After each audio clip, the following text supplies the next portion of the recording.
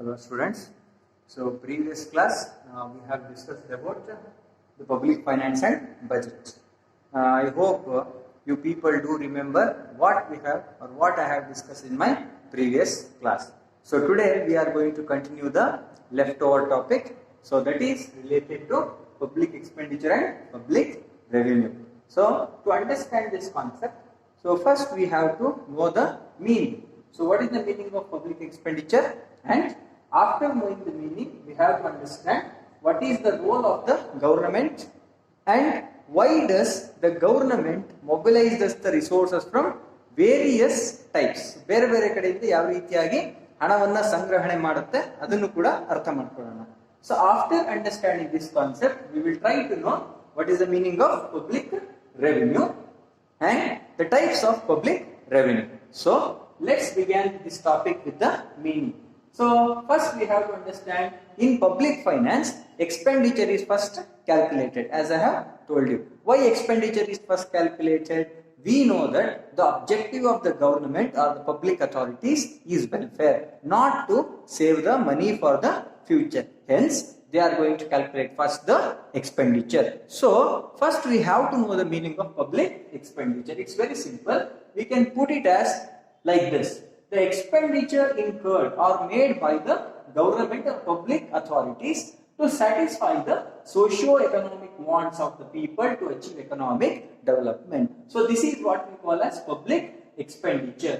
So expenditure incurred or made by the government for what purpose? To satisfy the socio-economic wants. So socio-economic wants I have discussed briefly in my other video, so I am not going to elaborate it once again.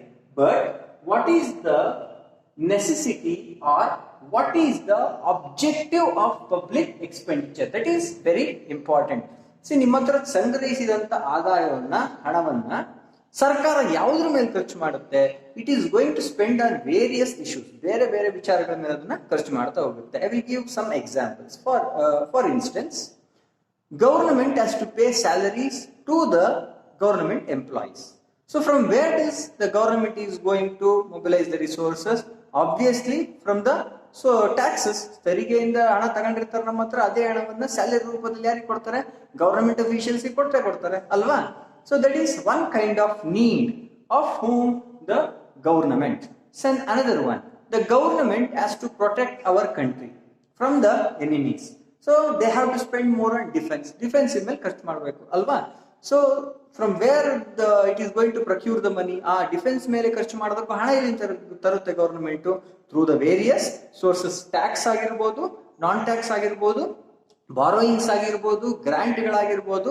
So ನಮಗೆ ಯಾವ ರೀತಿ ಬೇರೆ ಬೇರೆ ಮೂಲದಿಂದ ಹಣ ಬರುತ್ತೋ, so governments are also having different sources of income. We will elaborately discuss those things in next topic. So first we have to understand the objective of the government expenditure is to achieve socio-economic wants or to satisfy the socio-economic requirements. I have given example of social welfare schemes. Social welfare schemes example na ಹೇಳಿದೀನಿ ನಾನು. So instance, ಉದಾಹರಣೆ ತಗೊಳ್ಳೋದಾದ್ರೆ, there are many programs which is launched by the government of India as well as Karnataka or the state government for the welfare of the children and women. ಅಂದ್ರೆ ಮಹಿಳೆಯರಿಗೆ ಸಂಬಂಧಪಟ್ಟಂತ ಕೆಲವೊಂದು ಕಾರ್ಯಕ್ರಮಗಳನ್ನ launch ಮಾಡಿದ್ದಾರೆ. ಮಕ್ಕಳ ವೆಲ್ಫೇರಿಗೋಸ್ಕರ ಕೆಲವೊಂದು ಕಾರ್ಯಕ್ರಮಗಳನ್ನ ಲಾಂಚ್ ಮಾಡ್ತಾರೆ. ನಿಮಗೆ ಎಜುಕೇಶನ್ ಅನ್ನ ಫ್ರೀ ಆಗಿ ಕೊಡ್ತಾರೆ ಗವರ್ನಮೆಂಟ್ ಸ್ಕೂಲ್ಸ್ ಗಳಲ್ಲಿ. ಸೊ ಗವರ್ನಮೆಂಟ್ ಹಾಸ್ಪಿಟಲ್ಸ್ ಹೋದ್ರೆ ಮೆಡಿಸಿನ್ ಇಂದ ಹಿಡಿದ್ಬಿಟ್ಟು ನಿಮ್ಮ ಡಯಾಗ್ನೈಸೇಷನ್ ಎಲ್ಲದೂ ಕೂಡ ಫ್ರೀ ಆಗಿ ಮಾಡ್ತಾರೆ. ಸೊ ಅದಕ್ಕೆ ದುಡ್ಡು ಎಲ್ಲಿಂದ ಬರುತ್ತೆ? From where does the government has to cajole or to mobilize the resources? That is the subject matter we have to understand. And the primary point is, why do the government do all kind of things? ಯಾಕೆ ಇಷ್ಟೆಲ್ಲ ಮಾಡ್ಬೇಕು government? ಈ lock down ಆದಂತ ಸಂದರ್ಭದಲ್ಲಿ ಮನೆ ಅಕ್ಕಿ ಕೊಡ್ತಾರೆ, ಅಥವಾ ನರೇಗಾ ಪ್ರೋಗ್ರಾಮ್ ಅನ್ನ ಮಾಡ್ಬಿಟ್ಟು ಹಣವನ್ನ ಅವರ ಬ್ಯಾಂಕ್ ಅಕೌಂಟಿಗೆ ರೆಮಿಟ್ ಮಾಡ್ತಾ ಇದ್ದಾರೆ. So why the government has to take all kind of these things? Why they have to take these kind of steps? Because to satisfy the different socio-economic wants to develop the nation. ಉದ್ದೇಶ ಏನಿದೆ ಅಂತ ಹೇಳಿದ್ರೆ, ನಮ್ಮ ಎಲ್ಲರ ಅಭಿವೃದ್ಧಿ, ನಮ್ಮ ಎಲ್ಲರ welfare, socio economic welfare. So that is the objective of public expenditure. I hope this is clear. next important thing is in this particular topic we have to understand the goals of public expenditure, or question might be in different way. Expenditure ನ ಉದ್ದೇಶಗಳನ್ನ ಕೇಳ್ತಾರೆ public ಎಕ್ಸ್ಪೆಂಡಿಚರ್ದು, ಅಥವಾ ಇನ್ನೊಂದ್ ತರ ಕೇಳ್ತಾರೆ the role of government in 20th century as expanded ಅಂತ ಕೇಳ್ತಾರೆ. ಅಂದ್ರೆ 20ನೇ ಶತಮಾನದಲ್ಲಿ ಸರ್ಕಾರದ ಕಾರ್ಯ ವಿಸ್ತರಿಸಿದೆ ಹೇಗೆ ಅಥವಾ ಯಾಕೆ ಅಂತೇಳಿ ಪ್ರಶ್ನೆ ಬರ್ಬೋದು. So I will repeat the question once again. The role of the government in 20th century as expanded. So why are give the reasons ಅಂತ ಕೇಳ್ತಾರೆ. So for that you have to understand on what issues or on what purposes the government is going to make some expenditure. First of all, I would like to give you some simple examples. Through simple example we will understand it. So maintaining conducive condition for economic development. What is the word conducive suggest here? Conducive ಅಂದ್ರೆ ಸೂಕ್ತವಾದಂತ ವಾತಾವರಣವನ್ನು ನಿರ್ಮಾಣ ಮಾಡ್ತಾರೆ. So ಎಂತ ವಾತಾವರಣ? For example, if there is a disturbance of law and order, ಅಂದ್ರೆ ನಮ್ಮ ದೇಶದಲ್ಲಿ ಕಾನೂನು ಸುವ್ಯವಸ್ಥೆ ಹಾಳಾಗೋಗಿದೆ, ಹದಗೆಟ್ಟಿದೆ ಅಂತ ಅನ್ಕೊಳ್ಳಿ. Daily there is riot, so ದಿನ ದಂಗೆಗಳಾಗ್ತಿದ್ದಾವೆ, looting is happening, so there is crime, high rate of crime, so ವ್ಯತ್ವಾಸಗಳು ಅಪರಾಧಗಳಾಗ್ತಿದ್ದಾವೆ. So all these things it sends negative message to the investors. ಅಂದ್ರೆ ಹೊರಗಡೆ ಯಾರು ಇನ್ವೆಸ್ಟ್ ಮಾಡೋದಕ್ಕೆ ಬರ್ತಾ ಇದ್ದಾರೋ ಅಥವಾ ಇಲ್ಲಿಯವರೇ ಇನ್ವೆಸ್ಟ್ಮೆಂಟ್ ಮಾಡೋದಕ್ಕೆ ಇಷ್ಟಪಡೋದಿಲ್ಲ. They will hesitate in return. Reason is there is no guarantee of return. ವಾಪಸ್ ಬರುತ್ತೆ ಅನ್ನೋ ಗ್ಯಾರಂಟಿನೇ ಇಲ್ಲ ಅಲ್ವಾ? So under such kind of situation there will be no development possibles. ಯಾವ ಅಭಿವೃದ್ಧಿ ಕೂಡ ಆಗೋದಿಲ್ಲ. So that is the reason the first priority of the government try to maintain conducive condition for economic development.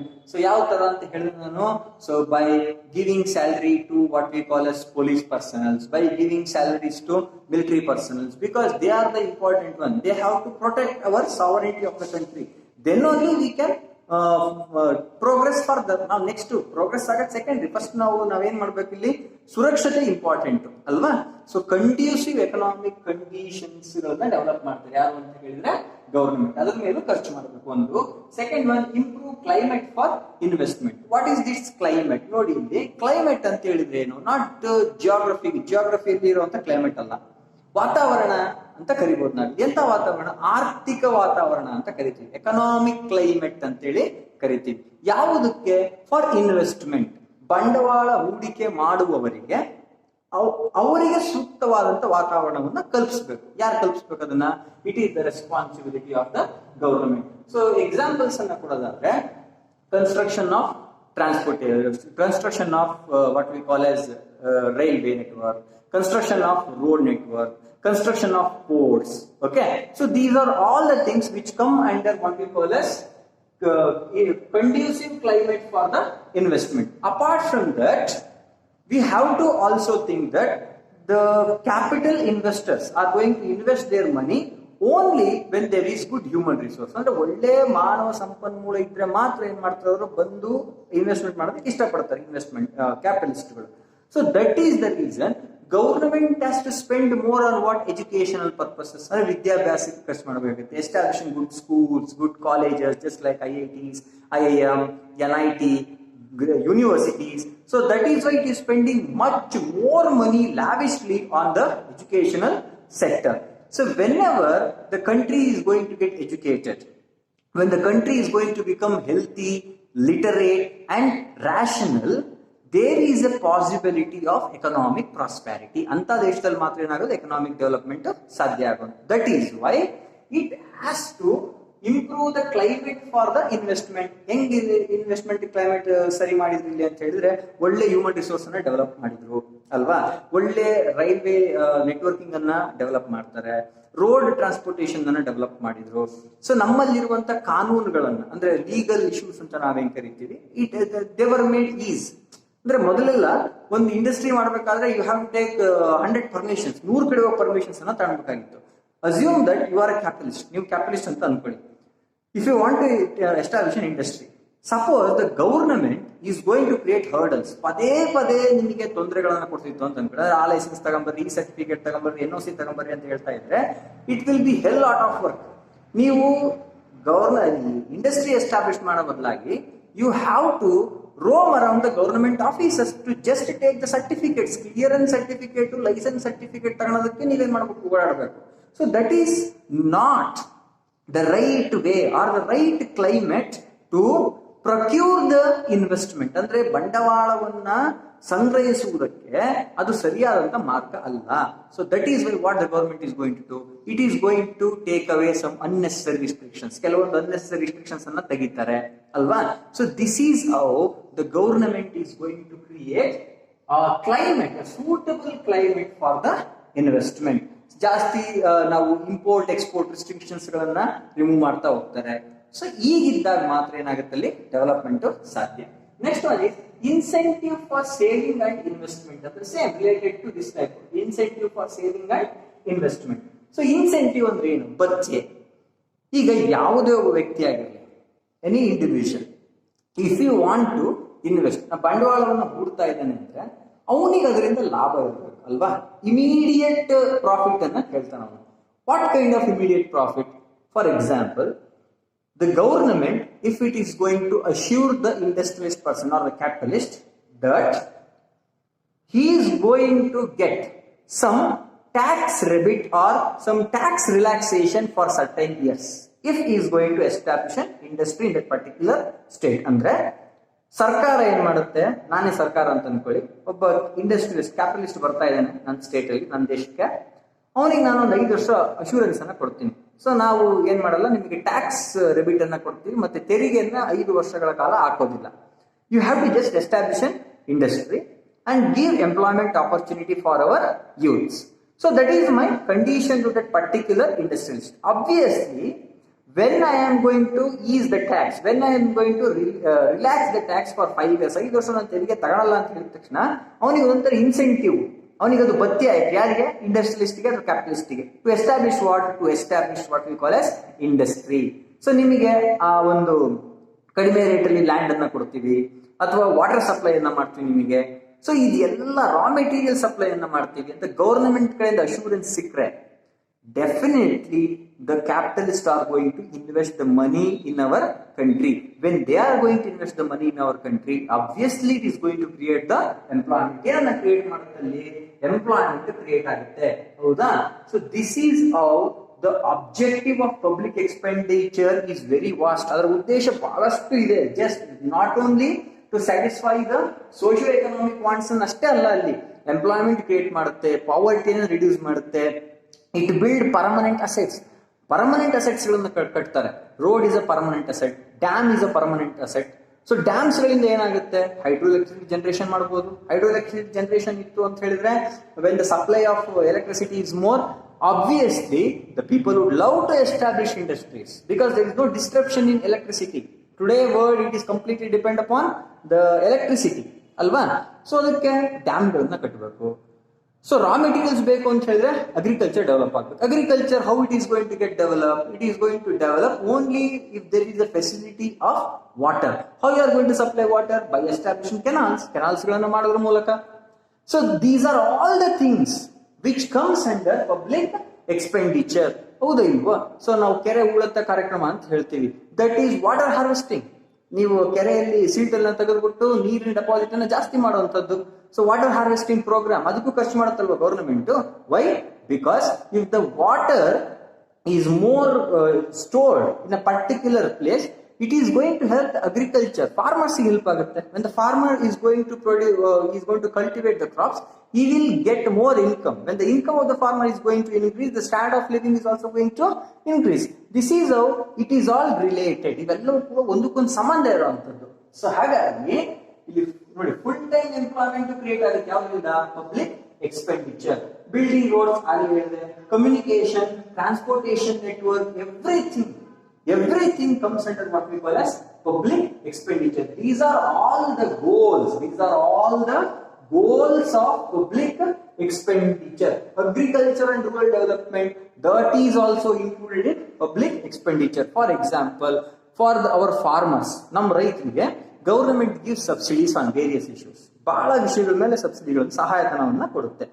ಒಂದು ಉದಾಹರಣೆ ತಗೊಳ್ಳೋದಾದ್ರೆ, suppose a person who belong to SC and ST category. He want to purchase a tractor. ಒಂದು tractor ಅನ್ನು ತಗೊಳ್ಬೇಕು and he want to do agriculture activity.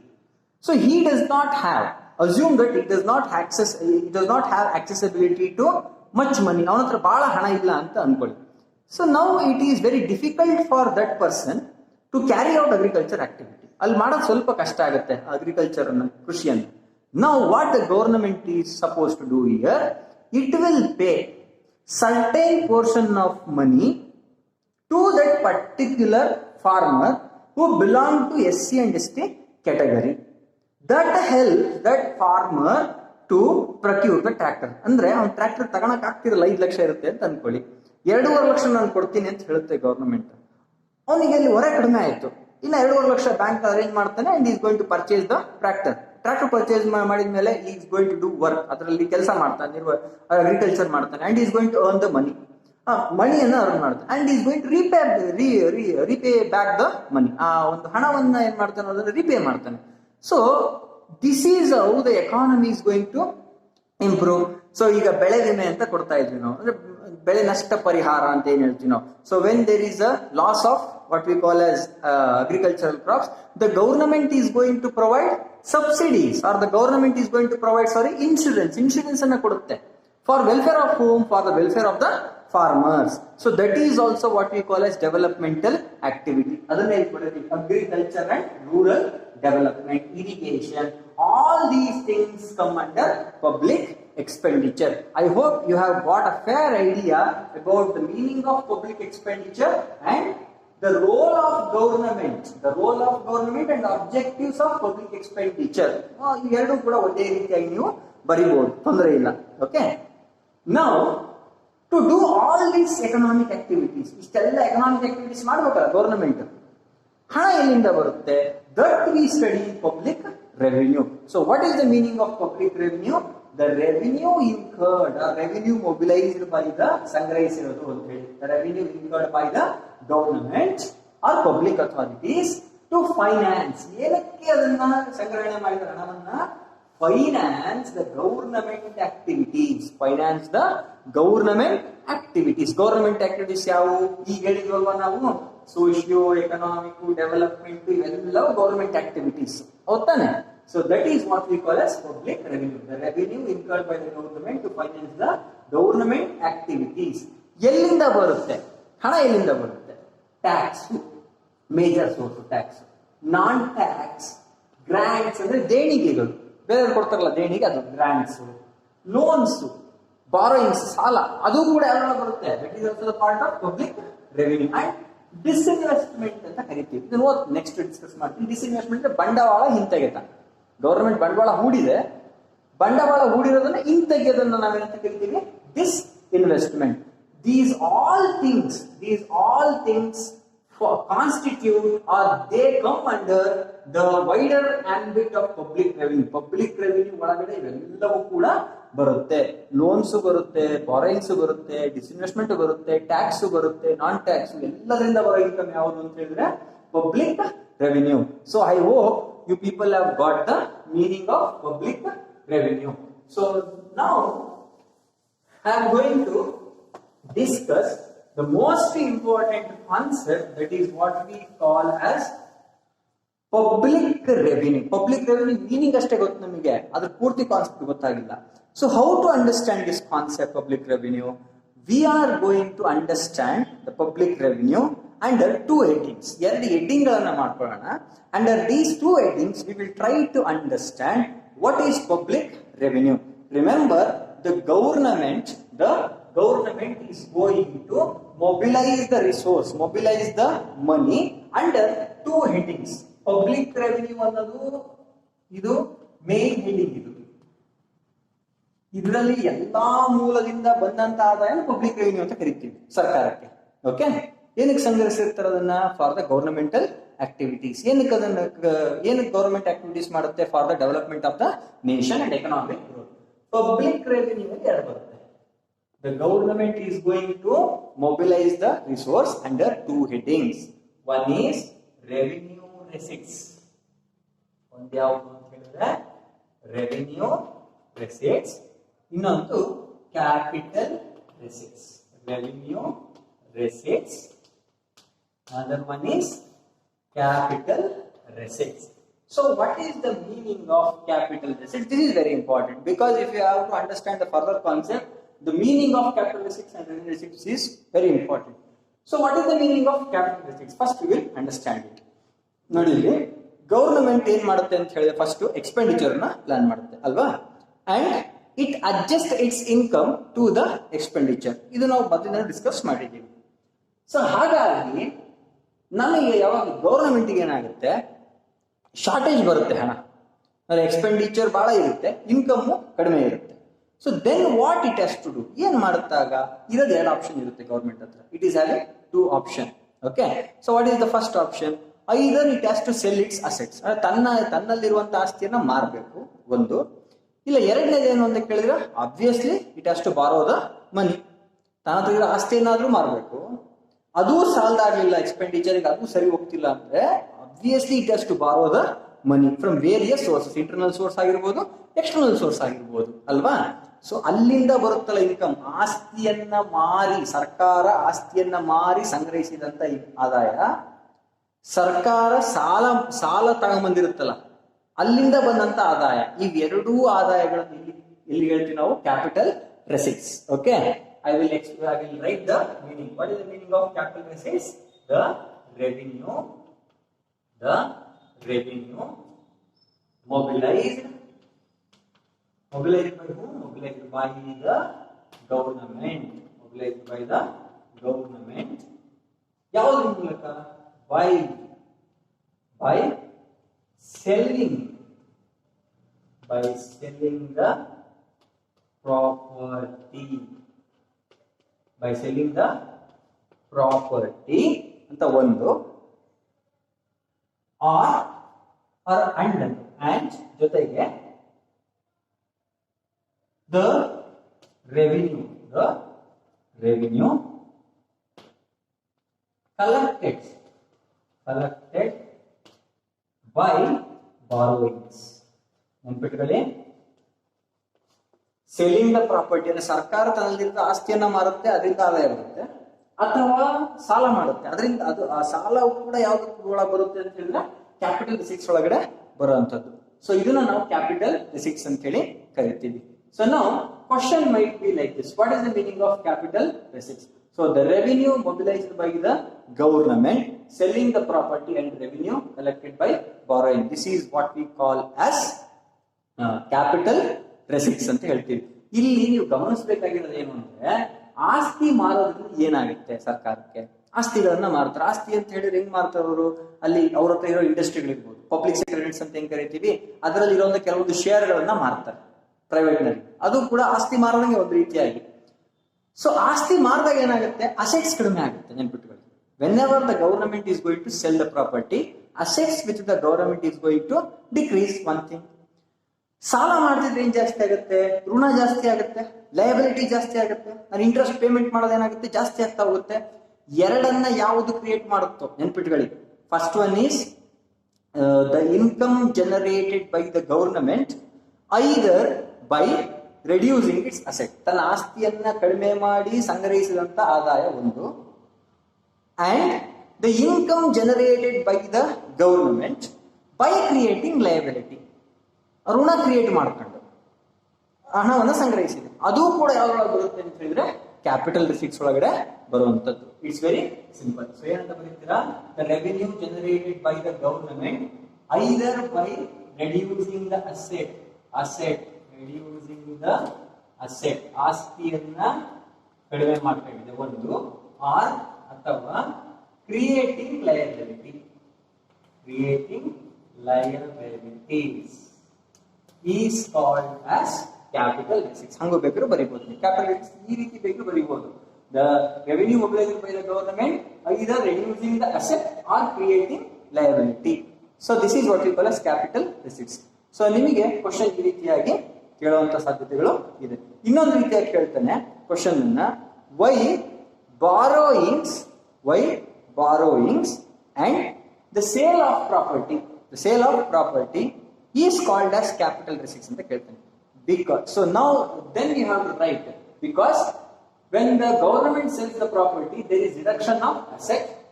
When the government borrows the money, there is creation of liability. Hence, the borrowing and the selling of property comes under capital receipts. ಅರ್ಥ ಆಯ್ತು ಅಂತ ಅನ್ಕೊಂತೀನಿ ನಾನು. ನೋಡಿ, ಇಲ್ಲಿ ಆಸ್ತಿಯನ್ನ ಮಾರಿದೀವಲ್ಲ, ಆಸ್ತಿಯನ್ನ ಮಾರಿ ನಾವು ಇನ್ಕಮ್ ಅನ್ನ ತಂದಿದೀವಲ್ಲ, ಅಲ್ಲಿ ಋಣ ಏನಾದ್ರೂ ಕ್ರಿಯೇಟ್ ಆಯ್ತಾ? ಇಲ್ಲ. ಆಸ್ತಿ ಕಡಿಮೆ ಆಗಿದೆ, ಋಣ ಕ್ರಿಯೇಟ್ ಆಗಿಲ್ಲ. ಅದಕ್ಕೆ ನಾವೇನಂತೀವಿ ಅದನ್ನ ನಾನ್ ಡೆಟ್ ಕ್ಯಾಪಿಟಲ್ ರಿಸೀಟ್ಸ್ ಅಂತೀವಿ. This is called as non debt capital receipts, NDCR. ಋಣ ಉತ್ಪಾದನೆ ಆಗಿಲ್ಲ. ಸಾಲದಿಂದ ತಂದಿರ್ತೀವಲ್ವ ನಾವು, ಸಾಲದಿಂದ ತಂದಿರ್ತೀವಿ ನಾವು ಹಣವನ್ನ, ಆದಾಯವನ್ನ, that is called as debt because liability as created. ಅಲ್ಲಿ ಏನ್ ಕ್ರಿಯೇಟ್ ಆಗಿದೆ? ಲಯಬಿಲಿಟಿ ಕ್ರಿಯೇಟ್ ಆಗಿದೆ. So for that we are going to call as debt capital receipt. ಏನಂತ ಕರೀತೀವನ್ನ? Debt capital receipt. ಸಾಲದಿಂದ ಸಂಗ್ರಹಿಸಿದ ಆದಾಯ ಡೆಟ್. ಯಾಕೆ? ಲಯಬಿಲಿಟಿ ಕ್ರಿಯೇಟ್ ಆಗಿದೆ. ಆಸ್ತಿಯನ್ನ ಮಾರಿ ಸಂಗ್ರಹಿಸಿದ ಆದಾಯ ನಾನ್ ಡೆಟ್. ಯಾಕೆ? ಲಯಬಿಲಿಟಿ ಕ್ರಿಯೇಟ್ ಆಗಿಲ್ಲ, ಬಟ್ ಆಸ್ತಿ ಏನಾಗಿದೆ? ರೆಡ್ಯೂಸ್ ಆಗಿದೆ. So this is very important. ನಾಳೆ ಇದು ಮುಗಿದೋಗುತ್ತೆ, ಇದು ಅರ್ಥ ಆದ್ರೆ ಮಾತ್ರ. Okay, now revenue receipts. So what is the meaning of revenue receipts? So it is opposite to capital receipts. The revenue generated or mobilized. Revenue generated or mobilized by the government, central, state, by the government through through tax and non-tax sources. ತೆರಿಗೆ ಮತ್ತು ತೆರಿಗೆಯೇತರ, tax and non-tax sources is called as revenue receipts. Remember, revenue, see the revenue that is generated by revenue receipts or tax and non-tax sources, it does not create either liability or it does not reduce the asset. ನೋಡಿ, ನಿಮ್ ತೆರಿಗೆಯಿಂದ ದುಡ್ಡು ಬರ್ತಿದೆ ಗವರ್ನಮೆಂಟಿಗೆ, ಅಲ್ಲೇನಾದ್ರೂ ನೀವು ಬಡ್ಡಿ government ಏನಾದ್ರು ಬಡ್ಡಿ ಕಟ್ಟುತ್ತಾ? ಜನಗಳಿಗೆ ಕಟ್ಟಲ್ಲ. ಹಾಗಾಗಿ ಅಲ್ಲಿ ಏನ್ ಕ್ರಿಯೇಟ್ ಆಗಲ್ಲ? ಲಯಬಿಲಿಟಿ ಕ್ರಿಯೇಟ್ ಆಗಲ್ಲ. ಅಥವಾ ಸರ್ಕಾರದ ಆಸ್ತಿ ಕಡಿಮೆ ಆಗಿದೆಯಾ? ಆಸ್ತಿನೂ ಕಡಿಮೆ ಆಗ್ತಿಲ್ಲ ಅಲ್ವಾ? So the revenue generated through tax and non-tax resources, it does not create liability or either it does not reduce the asset. Asset ಕಡಿಮೆ ಮಾಡಲ್ಲ, ಋಣನೂ ಉತ್ಪಾದನೆ ಆಗೋದಿಲ್ಲ. ಹಾಗಾಗಿ ಆ ಮೂಲದಿಂದ, ಅಂದ್ರೆ ತೆರಿಗೆ ಮತ್ತು ತೆರಿಗೆಯೇತರ ಮೂಲದಿಂದ ಬಂದ ಆದಾಯ ಎಲ್ಲಿಗೆ ಹಾಕ್ತೀವಿ ಅಂದ್ರೆ ರೆವಿನ್ಯೂ ರೆಸಿಟ್ಸ್ ಗೆ ಹಾಕ್ತೀವಿ.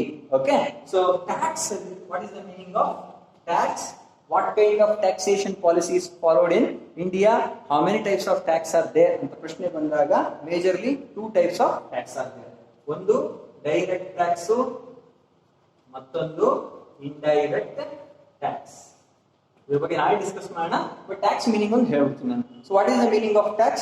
The tax is a compulsory payment that has to be made by the citizens to whom? To the government, without any expectation of direct benefit. Expectation ಇರುತ್ತೆ, ಸರ್ಕಾರ ಕೆಲಸ ಮಾಡಬೇಕು ಅಂತ ಬಯಸ್ತೀವಿ ನಾವು, ಬಟ್ ಡೈರೆಕ್ಟ್ ಬೆನಿಫಿಟ್, ನಾನು ಇಷ್ಟು ಕಟ್ಟಿದ್ದೀನಿ, ನನಗೆ ಎಷ್ಟು ಬಂದಿದೆ ಅಂತ ಅದು ಲೆಕ್ಕಾಚಾರ ಅಲ್ಲ.